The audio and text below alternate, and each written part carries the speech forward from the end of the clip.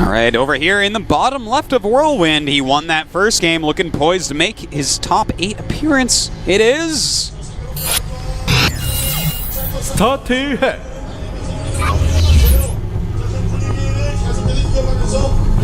Looking confident. One of our gum chewers. Down here in the bottom right, our Zerg player. He is so hyped, so respected by everyone. Can he make it into the round of 8? He is! GSL HyuN. Well, he doesn't look too stressed, to be honest. He doesn't look completely cool and calm, but he doesn't look like stressed out either. So, nice balance in there for him at least. You know, he knows he's on the ropes. He knows if he falls out here, there is the possibility that he won't make it back into Code S next season. And Code S, the thing is, if you're not in Code S, it's such a big deal for your career being out here in Korea. You know, in the foreigner scene, like a lot of, let's say you're a European pro gamer, you know, everything's kind of close. You get to go to a decent number of lands, and you can have a couple bad results and still be all right. The majority of Korean pro gamers don't actually get to travel very much. You know, the tournaments going on in Korea are OSL and GSL, really. The only ones that really get coverage and, you know, really matter out here. So, for someone that doesn't travel much to fall out, I mean, he can keep playing online cups, but it's not the same as being in Code S, which is really, I mean, hitting top 8, that's a good season for anybody. Like, MVP isn't even making top 8 this season. He's already in Code A. So, you know, HyuN is on the ropes here, and hopefully he can do it. But Hack, this is like a career-making thing. To make a top 8 in a season this tough, this is the toughest season. Last season was the toughest season last season, but every season now is actually getting tougher. And this wasn't always the case in GSL. This is not like, everyone's always getting better. No. It's not the case. In the past, we've had a lot of jobbers get their way into Code S and stuff and make it worse. That has happened, but we are actually, over the course of the next year, we are going to have GSL Code S get harder and harder and harder as more and more Kespa players infuse their way in, and we really figure out who is so solid. Because with just like ESF players or just Kespa players, you have a lot more randomness because you only have so many solid players, you only have so many cheesy players, you know, so many into this, that, full packages, all that stuff. Right now, we have just so many of everything, right? We have the entire playing pool of South Korea, which is the best RTS country. And, I mean, these seasons are getting better and better and better. So if Hack can make it in this season to that round of 8, that kind of just puts his name out there so much more where, you know, it's going to be easier for him, for his team to, you know, pick up possibly more sponsors. It's going to be easier for him for his team to possibly send him to events if he wants to go to an event because he's doing so well recently, and it's going to give him more respect amongst, you know, the GSL and the OSL, and just, it's a big deal, man, basically is what I'm trying to say, and these guys both want it ridiculously much. So anyways, this is a nice little drone hide from that incoming SCV, trying to scout to see if he's going to have that third base.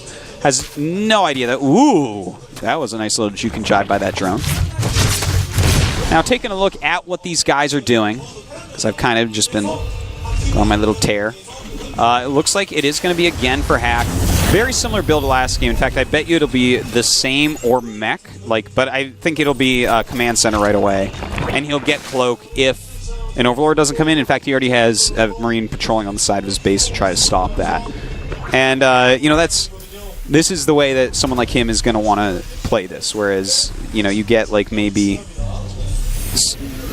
you know, a Terran more acclimated to the later game. They don't necessarily need to do this, but it's, I mean, if you can get away with this, it's great. It's fantastic. And there goes the next command center immediately. So, Hack opening up so far exactly the same. As far as HyuN goes, starting to wall off with a couple of Evos.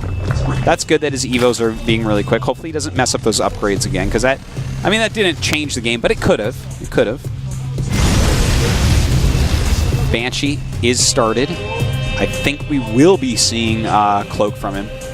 We'll see in a second, though. He has to gain a few more minerals. And we should be seeing it any second. He's going to go for Cloak. Cloak. Cloak. Cloak. Cloak. No Cloak. Alright, that's... I mean, he's throwing down his E-Bays. I get wanting to get those quickly. And I guess he's not going to go Cloak, but he has, like, a lot of banked gas, so... I'm a little bit surprised with that. I thought he would. But, you know, this map isn't as good as some maps for Cloaked plus HyuN. Like, these bases are a little bit easier to creep to each other. See some nice harassment here, by the way. But these bases are a little bit easier to actually creep to each other. Like, I think he actually would have liked to go Cloak on Cloud Kingdom because, like, that third base, it's a little bit further away. It's got multiple angles that you can attack from, and it's more likely that you can do a lot of damage. A good hold here by HyuN, taking out a lot of these HyuNs. Hack has killed 7 workers, though, which is really nice. And look at that. Damn, Speedlings are speedy. But, yeah, I mean, this map definitely, though, not as good for Cloak. I have to re-say that. Anyways, we do have a Spire on the way, very common for Whirlwind. We'll see if he goes for that armor upgrade, or he just wants to go for, you know, approximately 10 mutas to control drops and whatnot into higher tech. You actually can't tell before they actually choose which one they're going for. It's very difficult. So anyways, these Banshees doing a great job right now. I think he realizes that HyuN is a player that, as I mentioned previously, always gets a lot of spores against flying units. He doesn't like to screw around like that against that. He doesn't like to take damage from flying units. I don't know what it is. I have nothing against flying units. You know what? No, actually, I have a little bit against Banshees, but not too much. Anyways, I mean, he's not going to take... Ooh, that's a nice snipe. That was a high energy clean as well. But he's not going to take too much damage here. And, of course, with his Mutalisk tech, Banshees aren't going to be a long-term problem whatsoever. Now, he has scouted that Hack is not going mech. So that's useful, at least. He has started his 2-2 as well, whereas Hack is on 1-1 right now. So he's going to be a little bit ahead in upgrades until at least 2-2 is done. And if he gets Mutalisk armor, likely he won't have 3-3 immediately when 2-2 is done, because a lot of times you delay the Hive quite a bit for that extra gas to help with other things. But anyways, we do have Baneling speed on the way. A group of mutas being made.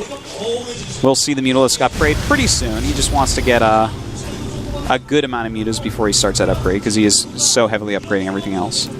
Mutalisk upgrade not as important as some of these other things like Baneling speed. Baneling speed can save you and also win you the game. So, whereas that Mutalisk armor or attack is just something that's going to help out long term.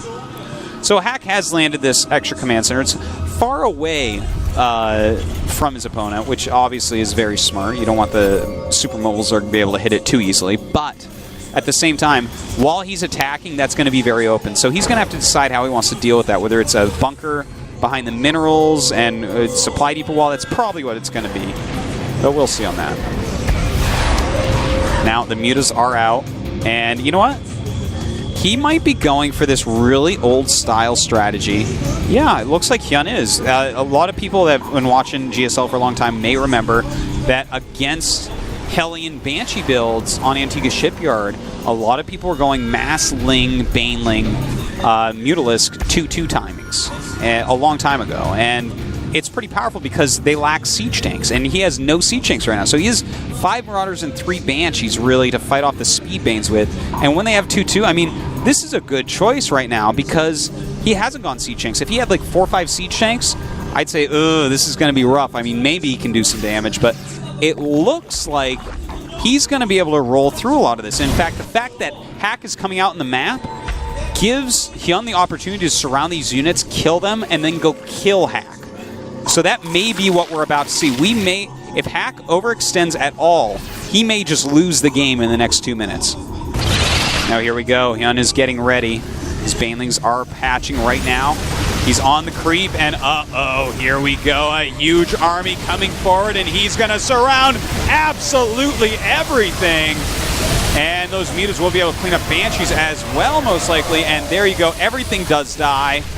With 28 more Lings on the way, I think Hack is actually just about to die, guys. It looks like this has played perfectly into HyuN's strategy. He's Ling's going to be able to get in there oh so quickly. Now, he's not even waiting for a regroup for everything to hit at once like he normally would want. Just kind of attack moving. He realizes that after killing that army, this map is his, absolutely. A player the level of HyuN not likely to lose with these strategies after what just happened in the middle of the map there. So all these SVs going to be going out. He does try to pick them up. Oh, okay, that's smart. But of course, the mutas can fly over if they want. Doesn't matter though. Look at the supply. HyuN almost maxed out. Hack just over 100, and GG. Pretty straightforward game there. That was well done by HyuN. If Hack continues to try this kind of Marine King style, he has to be careful. He's going to have to get some sort of damage done in the early game, or HyuN can do strategies like this. If he rushes to 2-2 Baneling speed and just has 4 hatches or 5 hatches producing non-stop Ling Bane with a few mutas mixed in, you're not going to stop that easily with 3 bases and no siege tanks. It's just, basically what he's doing is matching up well against what Hack is doing. So, what map does Hack choose? I'm thinking Entombed. We should be seeing Entombed. What? Daybreak? Really? Really? He's chosen Daybreak. This is interesting. What is Hack's plan on Daybreak here? Because Daybreak is oftentimes a map, as I mentioned before, that a player will choose. You're like, well, I'm really, really comfortable here. It's kind of a good macro map overall. You know, you can choke up the center on your 4th base a lot of the time, and you know, it's hard to attack in. But I feel like that kind of plays against Hack. So he might have a special strategy planned out for the map. He might just be doing, because he's like, you know what, if I'm going to play this last game for a spot in the top 8, I'm going to play my best map, the map I feel most comfortable on. But didn't we see his stats before were terrible here? I thought? Maybe that was someone else. Anyways, yeah, it's kind of a weird choice. Maybe he's planning on going mech. It's a decent map for mech against Zerg, so that definitely could be it. All right, well, we're about to see, guys. This is the GSL. I am Artosis. Tasteless is sick today, so wish him well, and I hope that you're enjoying the solo cast. This is Hack against Symbol, and this is the last game of the day.